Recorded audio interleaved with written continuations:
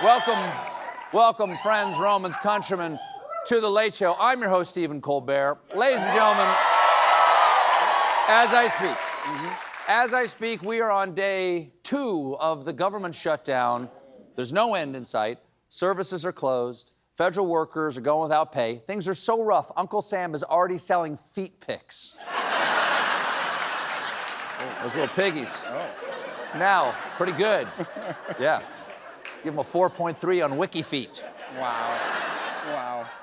Donald Trump, of course, has tried every possible option to end the shutdown. He's blamed Democrats. Not only, but also, not only is Trump not trying to negotiate an end to the shutdown, he's now using it as a way to squash things he doesn't like, touting his shutdown as an unprecedented opportunity to cut more Democratic priorities. Yes. Yeah. Oh. No, it's not a shutdown, it's a shut-portunity.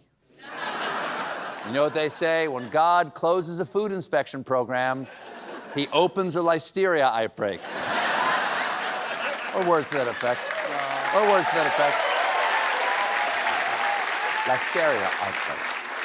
Now, this isn't the first government shutdown. This has happened many times before, even since we've been doing this show. There's a process that you follow. When a shutdown starts, people are what's called furloughed, okay? They don't come to work, they're not paid, but when the shutdown's over, everyone gets their job back, often with back pay. But now, Trump is threatening to use this excuse to fire a whole bunch more people from the federal government, posting, "Republicans must use this opportunity of Democrat forced closure to clear out Deadwood." And I'm told, is this true? I'm told we have a response from the Deadwood. Morning. Best time of day to go yourself. Yeah. That's true. Best part of waking up. Get in your cup.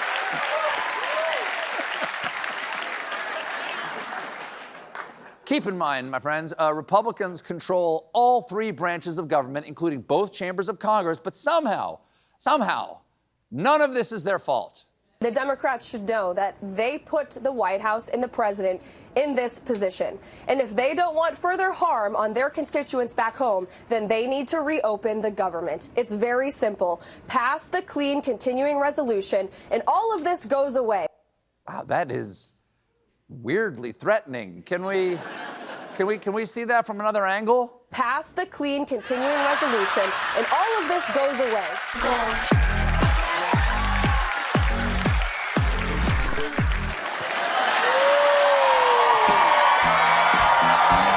I got it. I still got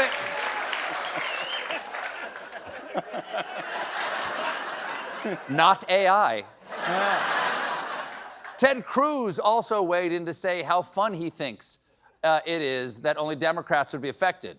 President Trump is going to use that as an opportunity not to tell people you're furloughed for a few days, but instead to send pink slips and to get rid of left-wing bureaucrats who are imposing left-wing priorities that are contrary to President Trump's priorities. Yes, we need to get rid of people who are contrary to President Trump's priorities. And what are those priorities again, Ted? Let's stop attacking pedophiles. Okay, thank you. I thought that's what the I think that fits. Oh, I'm sorry, Ted, one more thing. No more beardos. Thank you. Trump administration is using this shutdown really to punish anyone who didn't vote for him. They're cutting funding for federal projects in 16 states, all of which voted for Kamala Harris in last year's election. For instance, here in New York, they froze $18 billion in federal funds for New York City's mass transit system. You think you can scare New Yorkers? Really? You think? Come on, man.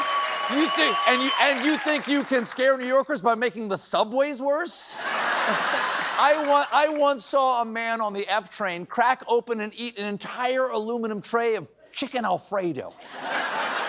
It was 7 a.m., nobody blinked. They've also frozen $8 billion in climate projects across 16 blue and purple states. Oh, so just the blue and purple states. That's good, because if we know anything about climate, it doesn't cross state lines. You ever see a tornado go through the Holland Tunnel? No, case closed. Wait, hold on 1 second. $1 million movie idea. Tornado goes through Holland Tunnel. Finds love, question mark? Title, Tunnel Twister, call Mark Wahlberg. Could you get this to Wahlberg? Just send Wahlberg the phone. Just send him the phone. Or Donnie. Either one. CBS. Now, folks, in case you're wondering just how one-sided all of this retribution is, the Office of Management and Budget has not publicly announced cuts that affected a state that backed Trump in 2024. Well, that is good news. Look, that is good news for federal projects in red states, like North Dakota's Ronald Reagan Oiled Field and Memorial Whorehouse. You know their slogan, drill, baby, drill. That's also from Deadwood. I think that's in Deadwood, too. The sticking point of the shutdown negotiations has been health care. The Democrats want to restore some of the Affordable Care Act benefits the Republicans cut earlier this year in the big, beautiful bill. Or, as the Republicans describe it, They want to give taxpayer-funded health care benefits to illegal aliens. We won't agree to restore health care to illegal aliens. The Democrats are demanding free health care for illegal aliens. The Democrats, their whole argument is we are going to shut down the government unless you give $1 trillion for medical benefits for illegal aliens. no, it's not their argument, Beardo. It's not, no one's proposing that.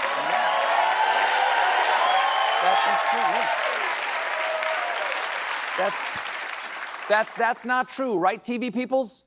That is not true.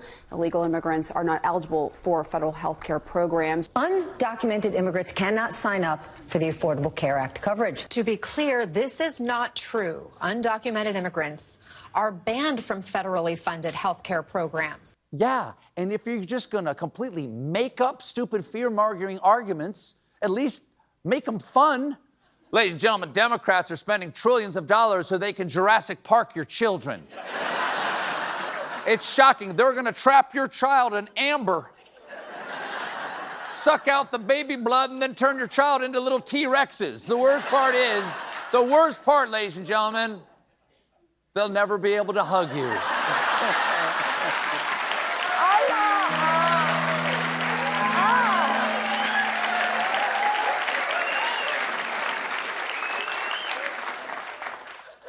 Acting.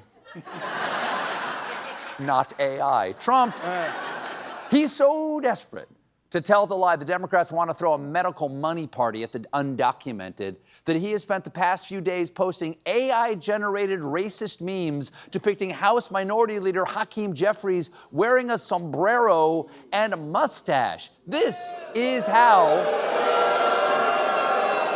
This is now our level of political discourse. This is worse than the Lincoln-Douglas debates when Abe said, here's a drawing I did of Mr. Douglas eating horse droppings. Don't vote for Poopy Doug. No, they don't teach you that in school. Now, the White House has got a lot of blowback for such infantile bigotry, but at least J.D. Vance did the right thing and doubled down. Is it helpful to post pictures of Leader Jeffries in a sombrero if you're trying to have good faith talks with him? Oh, I think it's funny. The president's joking, and we're having a good time. I'll tell Hakeem Jeffries right now, I make this solemn promise to you that if you help us reopen the government, the sombrero memes will stop. Okay, I didn't know that. If that's how we're doing it, J.D., then we here at The Late Show also enjoy humor. We've created our own funny, good time animation based on something that isn't real to help end the shutdown. Enjoy. We're